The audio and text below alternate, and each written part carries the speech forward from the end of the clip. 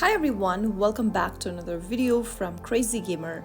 Today in this video, I'm going to be guiding you through how to download and install CarX Drift Racing 2 application, the official and safe method on your mobile device whether you are using Android or iOS. Before downloading the application, make sure you have enough storage space available on your device and then launch open your Google Play Store or your App Store depending upon your device's operating system. Also check that your device is running a compatible operating system.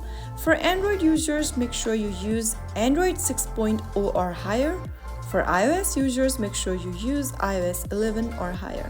Once you're inside your official App Store or your Play Store, go to the search box and type in CarX Drift Racing 2 and search.